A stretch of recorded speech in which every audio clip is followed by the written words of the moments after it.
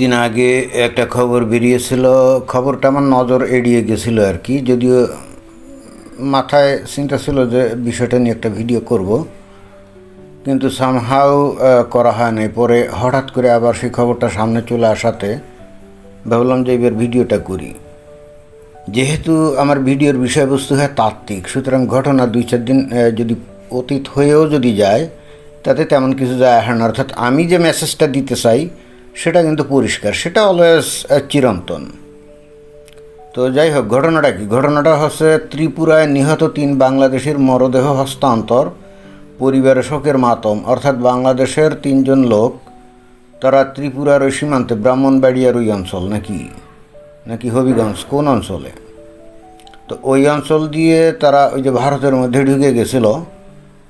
ভারতের মধ্যে ঢুকে যাওয়ার পরে ভারতের লোকজন তাদেরকে গরুচোর সন্দেহে তাদেরকে ধরে একেবারে বেদম প্রহার করে এবং প্রহার করতে করতে আর কি পিটিয়ে মারে। অনেকটা ওই যে বাংলাদেশে গত 14 মাস ধরে যে ওই মব ভায়োলেন্স যে ঘটনাটা, অর্থাৎ একজনকে ওই আওয়ামী লীগের ট্যাগ দিয়ে তারপর তাকে ধরে যেভাবে পিটিয়ে হত্যা করে, মনে হচ্ছে এই রোগটা ভারতের মধ্যে সংক্রামিত হয়েছে। তো ত্রিপুরার লোকজন গরুচোর সন্দেহে 3 জন বাংলাদেশি যারা নাকি অবৈধভাবে ভারতে প্রবেশ করছিল তাদেরকে ধরে ঠিক ওই বাংলাদেশে যে গণপিটুনি দিয়ে হত্যা, ওই কিসিমে তারা হত্যা করছে। এ থেকে মনে হতে পারে যে বাংলাদেশের এই রোগটা হয়তো বা ভারতে সংক্রামিত হয়ে গেছে নাকি। যদিও ঘটনাটা অত্যন্ত মর্মান্তিক, মর্মবিদারী, এইটা কোনোভাবে সমর্থনযোগ্য তো নাই, অত্যন্ত দুঃখজনক। ভারতের লোকজনরা এইরকম আচরণ করবে এটা কোনোভাবেই মেনে নেওয়া যায় না। যদি অবৈধভাবে কেউ প্রবেশ করেই থাকে তো ধরে পুলিশে সোপর্দ করুক, তারপরে পুলিশ, তারপরে তাদের যে বর্ডার সিকিউরিটি ফোর্স আছে না, তো বিএসএফ না কি জানি বলে, তো তাদের কাছে হস্তান্তর করুক, তারা যে ব্যবস্থা নিবে। জেল হাজতে ঢুকাক, কিছুদিন পরে ভাষায় 2টা লাথি দিয়ে বাংলাদেশে ঢুকায় দিবে, অসুবিধা কী?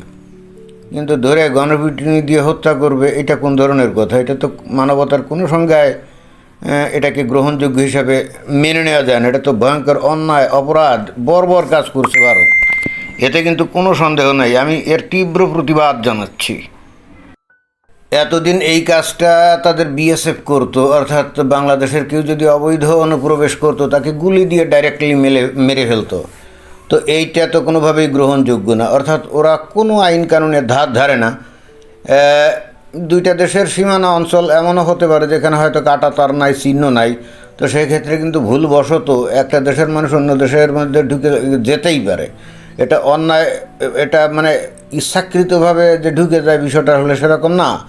তারপরেও আমরা কিন্তু প্রতিনিয়ত দেখেছি যে বাংলাদেশের কোনো লোকজন যদি ওই ভারতের মধ্যে ঢুকে পড়ে তাহলে অনেক ক্ষেত্রে বিএসএফ তারা গুলি করে হত্যা করে। যেমন ওই যে ফেলানি বলে একটা মেয়ে, তার পরিবার মনে হয় যে ভারতে অবৈধ প্রবেশ করছিল, যখন তাদেরকে দাবড় দেওয়া হয়েছিল তখন তারা তাড়াতাড়ি বাংলাদেশে প্রবেশ যখন করতেছিল তখন বিএসএফ গুলি দেয় এবং তাতে করে যে ফেলানি মারা যায় এবং ওই যে তার কাটার উপরে ঝুলতে থাকে। ভয়ঙ্কর, নির্মম, নৃশংস দৃশ্য, এতে কিন্তু কোনো সন্দেহ নাই।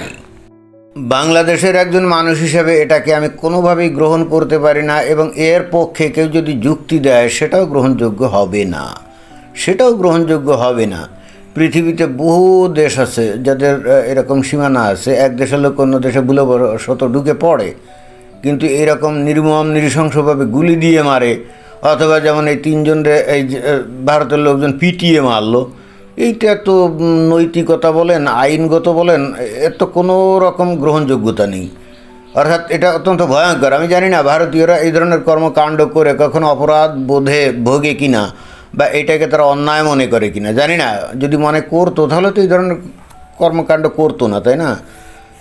অনেক লোকজন আমার ভিডিও আপনারা দেখেন ভারতের, আপনারা বলেন তো যে এই যে ঘটনাটা যে ঘটানো হলো, এই যে 3 জন, আমি যদি ধরেও নেই যে তারা গরু চুরি করতে গেছিলো, আমি তর্কের খাতিরে ধরে নিলাম যে তারা গরু চুরি করতে গেছিলো, তো গরু চুরি করতে গেলে কি তাদেরকে ধরে পিটিয়ে এভাবে মেরে ফেলতে হবে?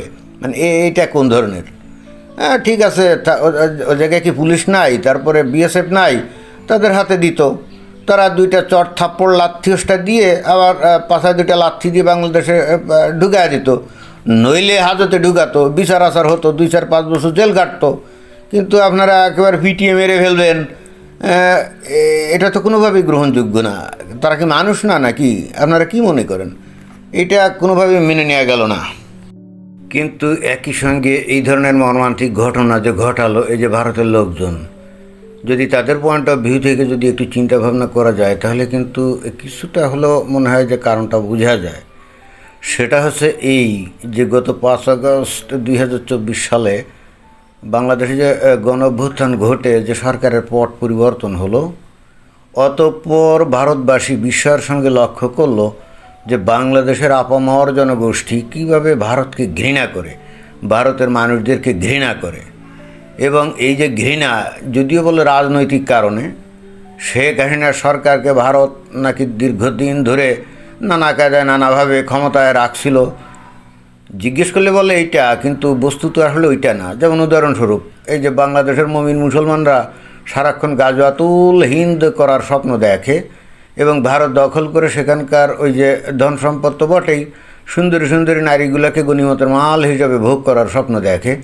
তো এই যে মুমিন মুসলমানদের এই যে স্বপ্ন, এটা কি রাজনৈতিক কারণে নাকি? মানে ভারত কোনো কিছু করছে, শেখ হাসিনাকে ক্ষমতায় রেখে দিয়েছে দীর্ঘদিন, তো এই জন্যে তারা গাজওয়াতুল হিন্দ করবে, বিষয়টা কীরকম নাকি? না, এই গাজওয়াতুল হিন্দের এই বিষয়টা তো আজকে থেকে আরও 12-1300 বছর আগে হাদিসে লেখা হয়েছিল, তাই না? তখন তো আর আওয়ামী লীগ ছিল না। যে কারণে এই যে বাংলাদেশের মানুষ যে ভারতের মানুষদেরকে ঘৃণা করে, ভারতকে ঘৃণা করে, আমি কিন্তু প্রতিটা সময় বলি যে এটা কোনোভাবে রাজনৈতিক বিষয় না, এটা হলো ধর্মীয় কারণে। কারণ একেবারে সেই আজকে থেকে 12-1300 বছর আগে হাদিসেই এই ঘৃণার বীজটা সেখানে বপিত আছে, তাই না? বাংলাদেশের মুমিন মুসলমানরা যদি ভারতকে আক্রমণ করে দখল করে তাদের সব কিছু গনিমতের মাল হিসেবে ভোগ করার স্বপ্ন দেখে এবং ওয়াজ নসিহতে সর্বদা এই বিষয়গুলো বলা শুরু করে, এবং বাস্তবে যখন বাংলাদেশের মানুষ একেবারে পরিপূর্ণ স্বাধীনতা পেয়ে তাদের ভাবভঙ্গি, মতবাদ, তাদের ইচ্ছা এগুলো প্রকাশ করে এবং যেখান থেকে দেখা যায় যে ভারতের প্রতি বিষোদ্গার, ভারতকে আক্রমণ করবে, ভারত দখল করবে, 7 সিস্টার্স দখল করবে, তাই না, কলকাতা দখল করবে, এই সমস্ত কথাবার্তা যখন বাংলাদেশের পক্ষ থেকে বলা হবে তখন নিশ্চিতভাবেই ভারতের লোকজনরা বাংলাদেশের মানুষকে বন্ধুরূপে গ্রহণ করবে এবং তারা শুনেও না শোনার ভান করবে, অথবা শোনার পরে হাত কসলাবে বা হাত মুট করে বসে থাকবে। বিষয়টা তো এরকম না। ঘৃণা কিন্তু ঘৃণাই উৎপাদন করে। তো বাংলাদেশের মানুষ যখন এই যে 5 আগস্টের পরবর্তী সময়ে যে ভারতকে কীরকম পরিমাণ ভয়ঙ্কর ঘৃণা করে সেটা তো অলরেডি ভারতের লোকজনের যে সোশ্যাল মিডিয়া, ইউটিউব ইত্যাদির কল্যাণে তো জেনে গেছে, একেবারে পরিপূর্ণভাবে জেনে গেছে। এবং তার পরপরই আমরা দেখতে পাচ্ছি এই যে ভারতের লোকজনও একেবারে সমহারে বাংলাদেশিদের প্রতি ঘৃণার বহিঃপ্রকাশ ঘটাচ্ছে, সেটা কিন্তু আমরা দেখতে পাচ্ছি। অর্থাৎ এখানে সত্যকার অর্থে যদি মানে সত্যকে যদি স্বীকার করতে হয়, এই যে ঘৃণার যে বহিঃপ্রকাশ এটা কিন্তু বাংলাদেশের মানুষই সর্বপ্রথম শুরু করছে এবং পরবর্তীতে প্রতিক্রিয়া হিসাবে ভারতের লোকজন ঘৃণা করা শুরু করছে। এইটা হলো প্রকৃত সত্য কথা। এখন আমার এই কথা শুনে যদি কেউ বলে যে আমি ভারতের পক্ষে কথা বলছি, জি না, আমি অলওয়েজ নিরপেক্ষ পয়েন্ট অফ ভিউ থেকে কথা বলার চেষ্টা করি, প্রকৃত সত্যকে তুলে ধরার চেষ্টা করি। আমি নিজেকে একজন তাত্ত্বিক এবং চিন্তাবিদ মনে করি। অর্থাৎ আমার তাত্ত্বিক এবং চিন্তা চেতনার ক্ষেত্রে আমি এখানে কোনো পক্ষপাতিত্ব রাখি না। ঘটনা যেটা সেটাই আমি বলার চেষ্টা করি। এই যে ভারতের বিরুদ্ধে প্রচণ্ড রকম বিষোদ্গার, ঘৃণামূলক বাণী, বক্তব্য, এটা তো বাংলাদেশ থেকে সর্বপ্রথম শুরু হয়েছে, তাই না? অতীতে ভারতীয়রা তো এরকম আচরণ করতো না। আমরা শুনি নাই কখনো যে ভারতের সাধারণ লোকজন এই অনুপ্রবেশকারীদেরকে পিটিয়ে হত্যা করতো, আমরা এটা শুনি নাই। তবে হ্যাঁ, তাদের বিএসএফ তারা কিন্তু গুলি দিয়ে মারতো, এটা আমরা জানতাম, এটা তারা অলওয়েজ করতো। এবং এটা যে করতো তারও একটা তাদের যুক্তি আছে, সেটা হলো এই যে বাংলাদেশের বিপুল সংখ্যক মানুষ ভারতে চলে যাওয়ার জন্যে তারা উদগ্র কামনায় ব্যস্ত থাকে। যদি ওরা ওই মানে বিএসএফ যদি ওরা বর্ডারে কঠোর না হয়, ওরকম গুলি টুলি না দেয়, তাহলে হাজারে হাজারে লোক ভারতে ঢুকে যাবে, যেটা কোনোভাবে নিয়ন্ত্রণ করা সম্ভব না এবং সম্ভব হয় না। এই জন্যই তারা কঠোরতা অনুসরণ করে। কিন্তু যাই হোক, তারপরে তো সেটা কঠোর, অমানবিক, সেটা অবশ্যই নৃশংস, নির্মম, নিষ্ঠুর। এটাকে মেনে নেওয়া যায় না। তারা হয়তো অন্য কোনো পদ্ধতি, অন্য কোনো কায়দা কানুন হয়তো তারা অবলম্বন করতে পারতো, কিন্তু ডাইরেক্টলি একেবারে আপনি মানুষকে কুত্তা বিড়ালের মতো বা পাখির মতো আপনি গুলি দিয়ে মারবেন, এটা কি গ্রহণযোগ্য নাকি? কিন্তু ভারতের লোকজন, সাধারণ লোকজন কখনো এই ধরনের অবৈধ লোকজন যারা নাকি বাংলাদেশ থেকে ভারতে ঢুকতো তাদেরকে পিটিয়ে হত্যা করতো না। অন্তত এই ঘটনাটা এই সর্বপ্রথম আমরা শুনলাম। অতীতে কখনো ঘটছে কিনা আমি জানি না, বারবার যদি ঘটতো তাহলে তো খবরে পাওয়া যেত, তাই না? তবে এইবার যেটা দেখা গেল যে বিএসএফ গুলি দেয় নাই, সাধারণ মানুষই পিটিয়ে মারছে, এবং অভিযোগ তারা নাকি গরু চুরি করার জন্য গেছিলো। এখন গরু চুরি করতে যদি যায়ও, যদি তর্কের খাতিরে ধরে নেই, তো এইভাবে পিটিয়ে হত্যা করা এটা তো অমানবিক, তাই না? এগুলো নিষ্ঠুরতা, এগুলো তো ভয়ঙ্কর রকম মানে কী বলবো, বর্বরতা। কিন্তু কথা হচ্ছে ওই একটাই, বাংলাদেশের মানুষ যে ভয়ঙ্কর ঘৃণার বহিঃপ্রকাশ ভারতের প্রতি অলরেডি দেখিয়ে ফেলছে, ভারতের মানুষদের প্রতি দেখিয়ে ফেলছে ধর্মীয় কারণে, তো ঘৃণাই উৎপাদন করে ফেলছে। এখন ভারতের মানুষও বাংলাদেশের মানুষদেরকে ভয়ঙ্কর ঘৃণা করে, অর্থাৎ বাংলাদেশের মানুষে এখন বাগে পেলে তারা তো ধরবে, এবং সেই ঘটনাটাই মনে হয় এখানে ঘটছে। এখন বাংলাদেশের মানুষ বলতে পারে, ঠিক আছে ভারত, তোমাদের লোকজন অবৈধভাবে যদি আমাদের দেশে ঢোকো, আমরাও তোমাদের একই অবস্থা করে দেবো। দুর্ভাগ্যবশত এটাই যে সত্য, বাংলাদেশের মানুষই খালি ভারতের মধ্যে অনুপ্রবেশ করে, মানে অবৈধভাবে ঢোকে। আজ পর্যন্ত কখনো শুনি নাই ভারতের মানুষ স্বেচ্ছায় অথবা উদ্দেশ্য প্রণোদিতভাবে বাংলাদেশের মধ্যে ঢোকে, এইটা তেমন একটা আমরা শুনি নাই। মাঝে মাঝে দুই একজন অকারেন্স ঘটিয়ে হয়তো বাংলাদেশে তারা ঢোকে, কিন্তু একেবারে অহরহ বাংলাদেশের মতো লোকজন যেভাবে ভারতে ঢুকতে চায়, ভারতের লোকজন সেইটা করে এরকম আমরা খবর পাই না। যেমন কয়েকদিন আগে ভারতের বিএসএফের একজন এরকম ভুল করে নাকি বাংলাদেশের মধ্যে ঢুকে পড়ছিল, তারপরে তাকে ধরে নিয়ে বেঁধে ফেলা হয়েছিল, এবং তারপরে অবশ্য ভারতে পৌঁছে দেওয়া হয়েছিল। তো বিএসএফের লোক নিশ্চিতভাবে ইচ্ছাকৃতভাবে বাংলাদেশের বর্ডারের মধ্যে ঢোকে নাই, নিশ্চয়ই যেখানে কাটা তারের বেড়া ছিল না, যেখানে আসলে এই ধরনের চিহ্ন নাই, ঢুকে গেলে যেতেও পারে।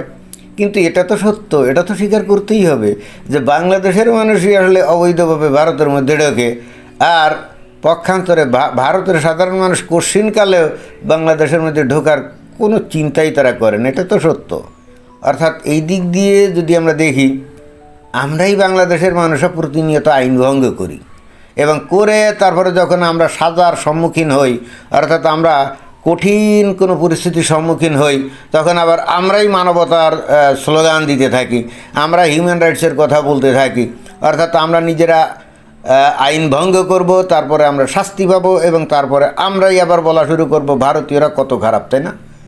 পরিশেষে আমি বাংলাদেশের মানুষদেরকে বলবো, আপনারা যত কথাই বলেন, আপনারা আপনাদের ধর্মীয় কারণে ভারতের হিন্দুদেরকে আপনারা ঘৃণা করেন, কিন্তু কথা হচ্ছে যে আপনারা এইভাবে ঘৃণা করবেন, আপনাদের ঘৃণা কিন্তু উল্টো ঘৃণাই উৎপাদন করবে। অর্থাৎ আপনি ঘৃণা করবেন আর ভারতের হিন্দুরা আপনাকে ভালোবাসবে, এটা কিন্তু হয় না, এটা হবে না। আপনারা যত তীব্র মাত্রায় ঘৃণা শুরু করবেন না, ভারতীয়রা ঠিক ততটা মাত্রাতেই আপনাদেরকেও ঘৃণা করতে থাকবে, বুঝছেন? এবং এটাই বাস্তবতা। এবং একমাত্র মনে হয় যে আপনারা সেই ভাষাটাই বুঝেন, তাছাড়া আপনাদেরকে যতই মিষ্টি মধুরভাবে বোঝানো হোক না কেন, আপনারা তো বুঝবেন না। এবং ভারতের লোকজনরাও মনে হয় সেটা বুঝে গেছে যে বাংলাদেশের মানুষকে কখনো মিষ্টি কথায় বোঝানো সম্ভব না। বাংলাদেশের মানুষ যে ভাষাটা বোঝে, ভারত ঠিক সেই ভাষাটাই এখন ব্যবহার করা শুরু করছে। তো এটাই ছিল বক্তব্য। ধন্যবাদ।